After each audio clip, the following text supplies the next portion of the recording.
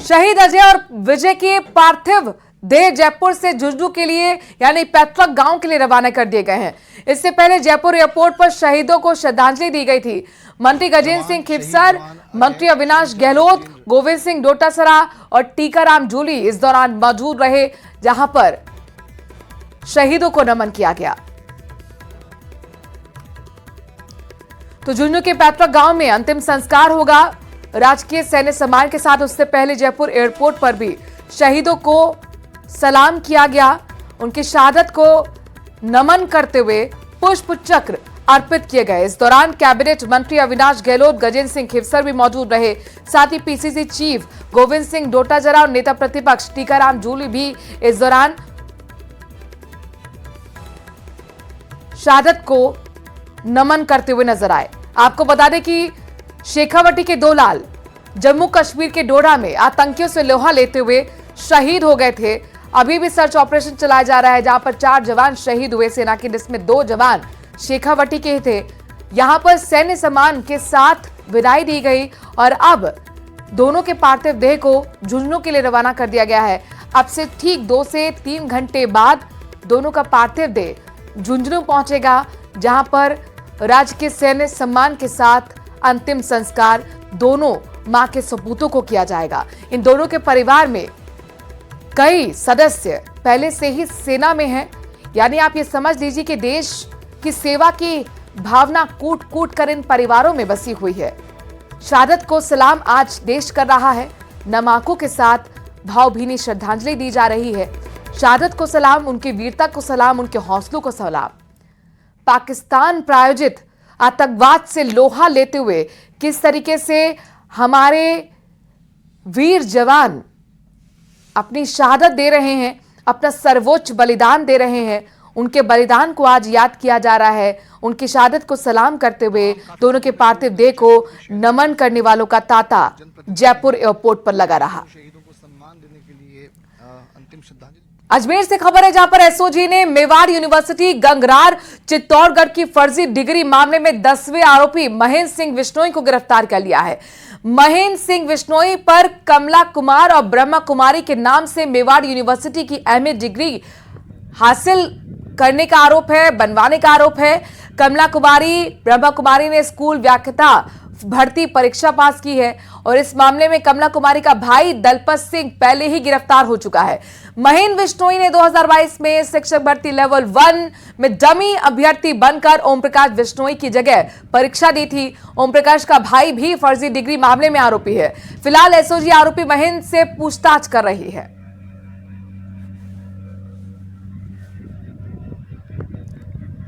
बूंदी के हिंडौली में गोठरा में ठेकेदार द्वारा घटिया निर्माण के चलते बांध टूटने का खतरा बन गया है।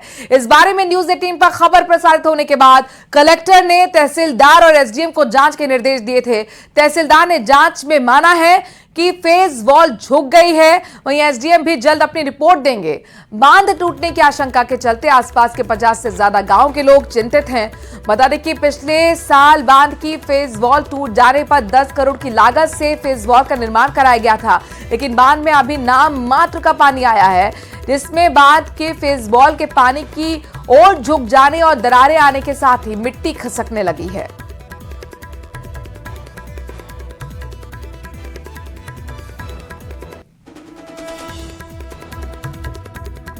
तो गोठरा के ठेकेदार की तरफ से घटिया निर्माण के चलते बांध टूटने का खतरा बढ़ गया है। अब आप देखिए, इस बारे में न्यूज 18 ने खुद इस खबर को प्रसारित किया, जिसके बाद प्रशासन जागा। कलेक्टर ने खुद तहसीलदार और एसडीएम को जांच के आदेश दिए।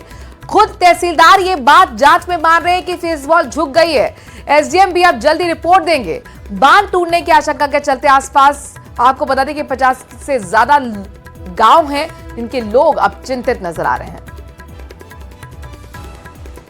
जैसलमेर के भडियाला क्षेत्र के मेड़वा से ऊंच पदरा जाने वाले मार्ग पर करीब 2 महीने पहले दलित युवक पर हमले के इनामी आरोपी को पुलिस ने आखिरकार गिरफ्तार कर लिया है। पुलिस ने काफी मशक्कत के बाद आरोपी समरदत सिंह को गिरफ्तार किया है। आरोपी जैसलमेर और जोधपुर में कई मामलों में वंचित था। पुलिस ने इनाम भी घोषित इस पर कर रखा था।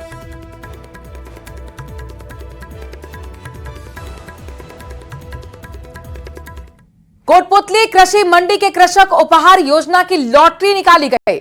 ई नाम पोर्टल के माध्यम से विक्रय की गई कृषि जिंस की विक्रय पर्ची और ई भुगतान पर जारी कूपनों के आधार पर यह ऑनलाइन लॉटरी निकाली गई।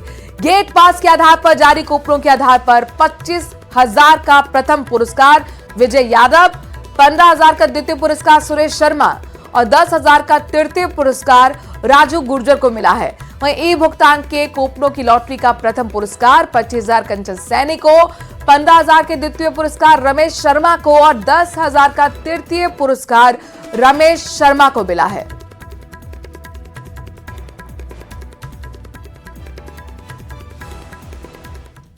सीकर में शांतिनगर स्थित एलबीएस स्कूल के एक नाबालिग छात्र मोहित ने हॉस्टल में फांसी लगाकर आत्महत्या कर ली। चूरू जिले के सालासर कस्बे का निवासी मोहित एलबीएस स्कूल सीकर में 12वीं कक्षा में पढ़ता था। पिछले 4 साल से स्कूल के हॉस्टल में रहकर ही पढ़ाई कर रहा था। परिजनों का आरोपी की प्रार्थना सभा में स्कूल स्टाफ की तरफ से मारपीट की गई थी। उसे लगातार सजा दी जा रही थी। चाचा अशोक कुमार ने आरोप लगाया कि मोहित ने अपने क्लास के एक स्टूडेंट से परिजनों से बात करने के लिए फोन और सिम कार्ड भी मांगा था, लेकिन इस बात का पता स्कूल की मैडम को चल गया। इसके बाद उसकी और भी पिटाई की गई। मारपीट से परेशान होकर मोहित ने हॉस्टल के पंखे से फंदा लगाकर सुसाइड कर लिया। फिलहाल पुलिस इस पूरे मामले की निष्पक्ष जांच की बात कह रही है। ये बच्चा 93% 10वीं क्लास में इसी स्कूल में लेके आया। बच्चे को कल पूरे दिन भर प्रताड़ित किया। सुबह को हमारे को स्कूल के किसी छात्र से पता लगा कि स्कूल के प्रार्थना सभा से बच्चे को बाहर निकाला गया। बाहर निकाल करके बच्चे को प्रताड़ित करने के बाद में पूरे दिन प्रताड़ित किया। बच्चा सेंसिटिव था तो बच्चे ने एक ही शब्द बोला कि सर जो मेरी गलती है आप मेरे को मेरी गलती बताइए। देखिए, कल रात को 10 बजे परिजनों का फ़ोन आया कि एक एलबीएस स्कूल है सीकर का, जिसमें 12वीं क्लास में पढ़ने वाला छात्र मोहित, जिसको मॉर्निंग में सुबह प्रार्थना के वक्त मुर्गा बना के पीटा गया, उससे तनाव में आकर मोहित ने अपनी जान दे दी अपने हॉस्टल के अंदर। मैं जिला प्रशासन से हमारी मांग रहेगी कि सीकर के अंदर ऐसी घटनाएं लगातार बढ़ रही है। लोकसभा स्पीकर ओम बिरला कोटा के दौरे पर हैं। ओम बिरला ने आज शहर के बल्लभवाड़ी में एक पेड़ मां के नाम अभियान की शुरुआत की है। पौधारोपण के साथ ओम बिरला ने गुरु गोविंद सिंह पार्क में आयोजित कार्यक्रम में रुद्राक्ष का पौधा भी लगाया है।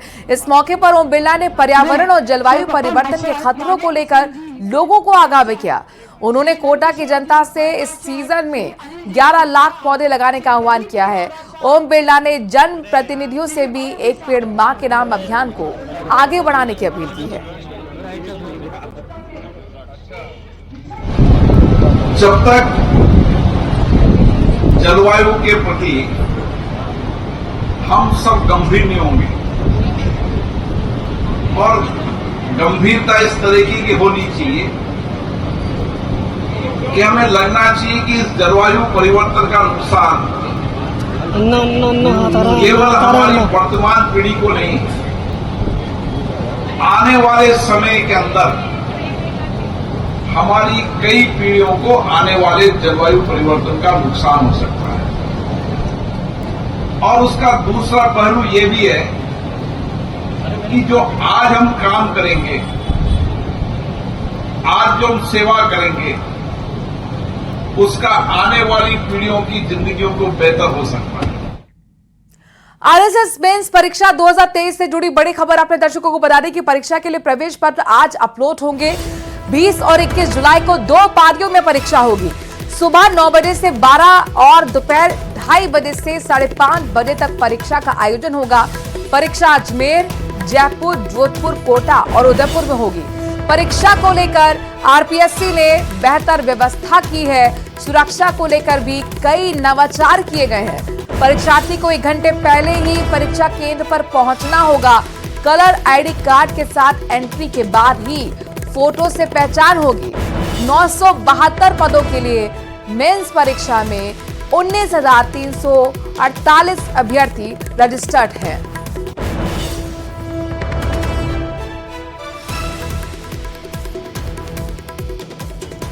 और जोधपुर के फलौदी से इस वक्त की बड़ी खबर, जहां पर स्टेट ओपन स्कूल परीक्षा केंद्र में सामूहिक नकल देखी गई। ब्लैक बोर्ड पर उत्तर लिखकर सामूहिक नकल करवाई जा रही थी। डमी अभ्यर्थियों को बैठाकर प्रश्न के उत्तर लिखवाए गए थे। देचू तहसील के पड़जी का बेरा सरकारी स्कूल का ये मामला, जहां पर मंगलवार को आयोजित परीक्षा में 3 कमरों में सामूहिक नकल करवाई जा रही थी। ओपन बोर्ड की 12वीं की भौतिक विज्ञान, 10वीं बोर्ड की गणित की परीक्षा। उड़न दस्ते ने अब सामूहिक नकल का ये मामला पकड़ा है। उड़न दस्ता प्रभारी ने बाकायदा इस मामले में एफआईआर दर्ज करवाई है। सामूहिक नकल करवाते हुए वीडियो भी वायरल हुआ है। कमरे में आपको बता दें कि 25 अभ्यर्थी थे, लेकिन कॉपियां ज्यादा मिली हैं। उड़न दस्ते को देखकर डमी अभ्यर्थी परीक्षा केंद्र से भाग निकले।